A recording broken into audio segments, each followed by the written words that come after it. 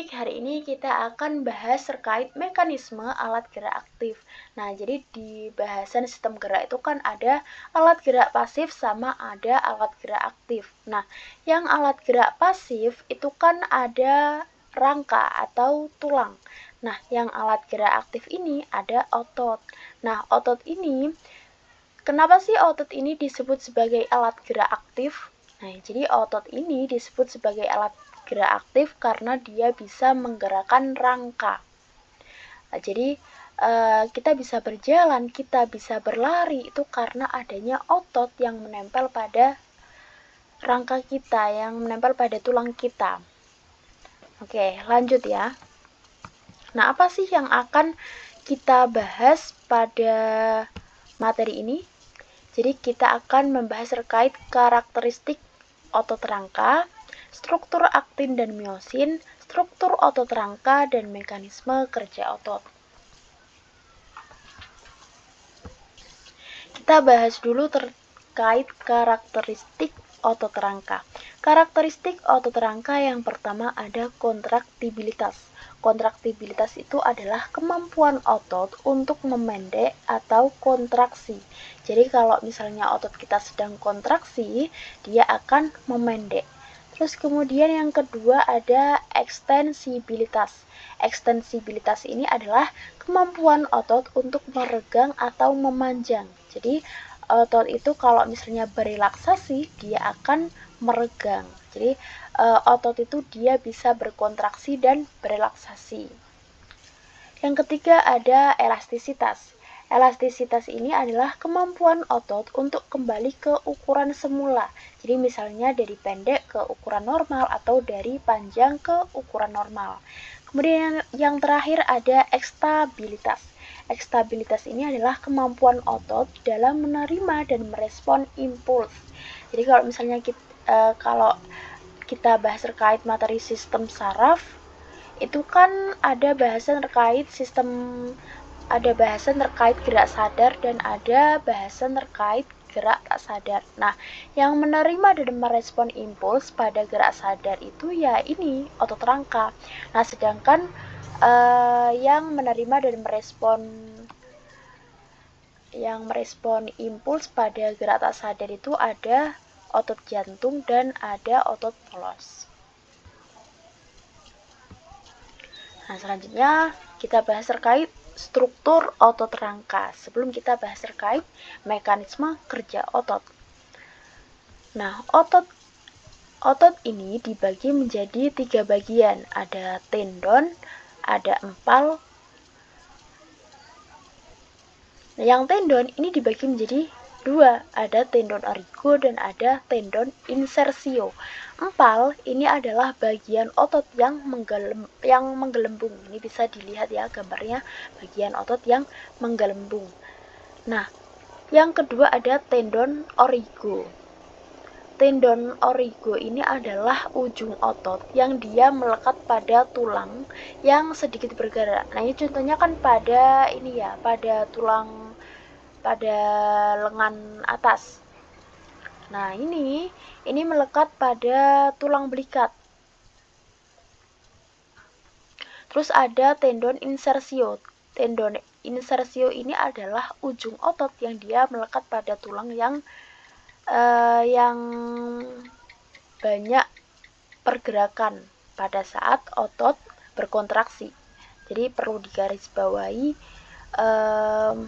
sedikit gerak tidaknya itu pada saat otot berkontraksi. Selanjutnya kita masih bahas terkait struktur otot telurik. Nah, cuman ini yang lebih dalamnya nih.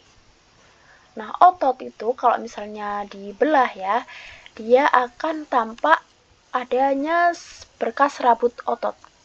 Yang namanya berkas berarti di dalamnya itu terdapat serabut-serabut otot. Nah, satu serabut otot itu sama dengan satu sel otot. Nah, setiap dari serabut otot ini dia memiliki nukleus. Nah, ini ya. Ini namanya nukleus. Nah, kemudian dalam satu serabut otot ini juga terdapat banyak miofibril. Nah, ini ya bisa dilihat miofibril. Nah, ada yang mengelilingi miofibril ini ada yang namanya sarkoplasma. Kalau pada sel-sel biasanya itu namanya sitoplasma. Nah, tapi kalau pada sel otot namanya sarkoplasma. Nah, miofibril sendiri dia terdiri dari beberapa unit sarkomer. Nah, ini ya, sarkomer. Nah, terus yang garis-garis ini namanya garis Z. Nah, ini garis Z. Yang dinamakan dengan satu sarkomer itu adalah garis Z1 ke garis Z yang lain. Nah, berarti dari sini ke sini itu adalah satu sarkomer. Nah, pada sarkomer ini, pada sarkomer ini terdapat filamen aktin dan miosin. Nah, perpaduan dari filamen aktin dan miosin inilah yang akan membentuk adanya garis gelap terang pada otot telurik. Nah, makanya kalau kalian lihat ya pada gambar otot telurik itu kan ada kayak motif gelap terang itu. Nah, itu disebabkan karena adanya kombinasi antara aktin dan miosin yang ada pada sarkomer.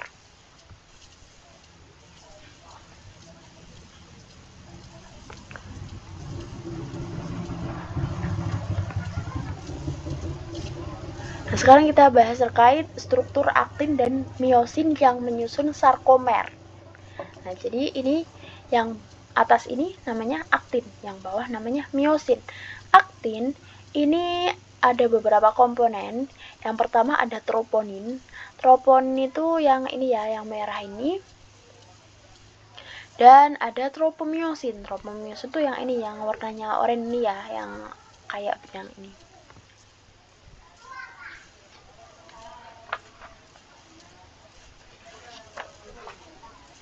Nah, troponin ini adalah protein kompleks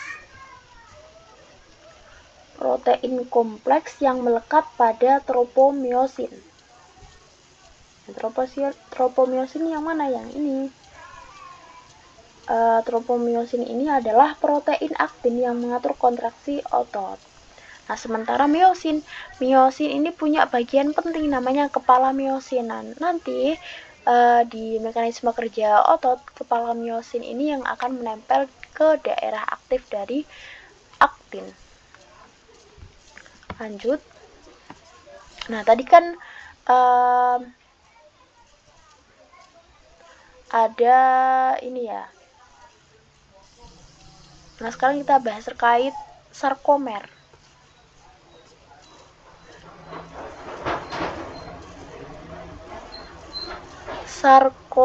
Jadi sarkomer itu selain dia terdiri dari aktin dan miosin, dia juga memiliki pembagian wilayah. Ada pita I. Mana sih kursornya? Nah, ini. Ada pita I. Pita I ini terdiri dari aktin saja. Oh ya, perlu kalian ketahui yang ini, yang kayak cuman ada satu garis, ini namanya aktin. Sama ini juga aktin. Nah, yang miosin yang mana? Yang miosin itu yang ini, yang kayak ada garpu-garpunya ini ya. Nah, ini namanya miosin. Nah, pita I bisa kalian lihat ya, cuman ini berarti dia cuma terdiri dari aktin saja. Nah, kemudian ada pita A. Pita A ini titiknya ya, dari sini ke sini. Nah, berarti bisa dilihat ini terdiri dari aktin dan miosin. Nah, ini kan aktin, ini miosin. Nah, kemudian selanjutnya ada zona H. Zona H itu dari sini ke sini. Berarti cuman ini aja. Berarti bisa dilihat cuman daerah miosin aja. Nah, kemudian ada daerah M. Daerah M itu adalah pusat dari sarkomer. Tengah-tengahnya sarkomer itu merupakan daerah M ini ya. Sini. Oke, kita sudah tahu terkait struktur dari aktin dan miosin sama struktur dari otot. Nah, sekarang kita bahas terkait mekanisme kerja dari otot. Nah, mekanisme kerja dari otot ini dimulai dari ketika impuls ini sampai maaf kursornya saya bingung, ini kayak gak jelas gitu ya antara PPT sama kursornya gitu, jadi mohon maaf kalau misalnya saya menjelaskan ini tapi ternyata kursornya ada di sini. Ya, ini ya maksudnya ya.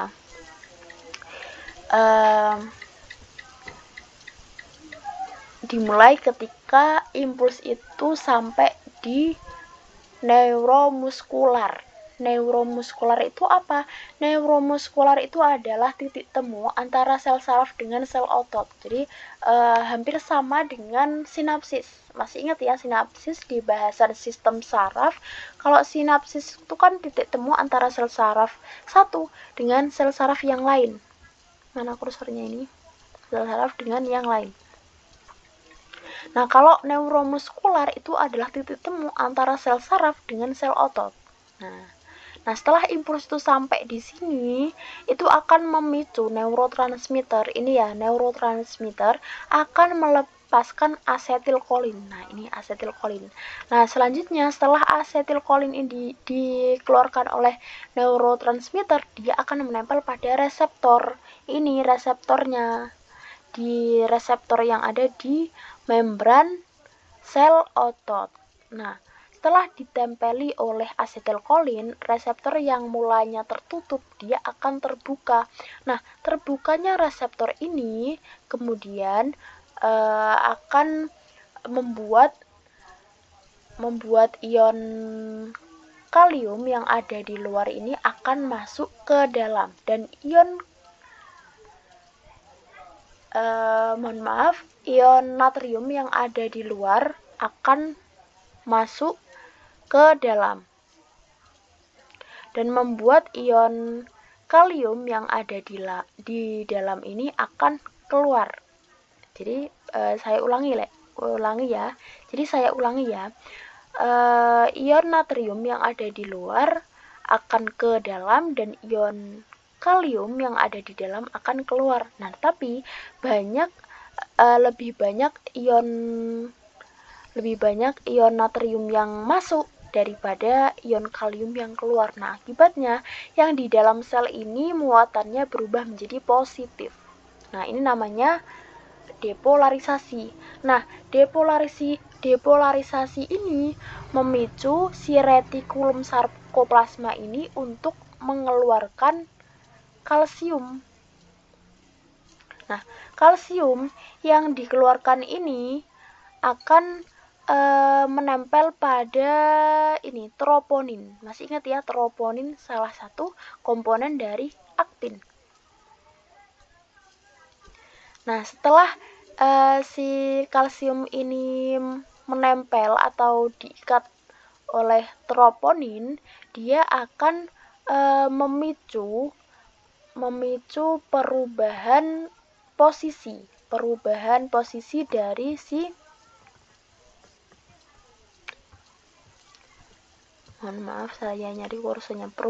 dari si tropomyosin ini. Nah, sehingga karena posisi dari tropomyosin ini berubah, otomatis daerah aktif yang ada di aktin ini ya, daerah aktif yang kecil-kecil bintik-bintik warna ungu ini akan terbuka. Nah, ketika daerah aktif dari aktin ini terbuka, otomatis si kepala miosin ini akan mengikat daerah aktif dari aktin. Nah, ketika dia sudah mengikat dari daerah aktif dari aktin, dia kemudian akan menarik ke tengah sarkomer. Nah, kok bisa si kepala miosin ini menarik daerah aktif dari aktin? Nah, itu dengan menggunakan ATP yang tersedia di dalam sel. Nah, ini bisa kalian bayangkan ya. Ini kan awalnya ini ya. Di sini ini tuh kepala miosinnya. Ini daerah aktif dari aktin. Setelah menempel di sini, dia akan menarik si aktin ini ke sini. Nah, otomatis ketika ditarik daerah pita I yang ini, daerah pita I ya, dia akan memendek daerah PTI-nya. Kan ini ditarik ke sini. Bisa dibayangkan nggak ya? Nah, memendeknya otot ini namanya kontraksi. Jadi dinamakan dengan otot berkontraksi. Nah, jadi kontraksi otot itu bisa terjadi ketika ada ATP sama ada ion kalsium. Nah, sebaliknya kalau misalnya nggak ada impuls, pada saat tidak ada impuls, ion kalsium itu akan kembali lagi ke retikulum sarkoplasma dan troponin akan kembali ke semula, dan juga tropomyosin juga akan kembali menutupi daerah aktif. Nah, inilah yang dinamakan dengan relaksasi. Jadi otot itu berelaksasi ketika tidak ada impuls. Gitu. Oke, semoga paham dengan apa yang kakak jelaskan terkait alat gerak aktif ini. See you next time.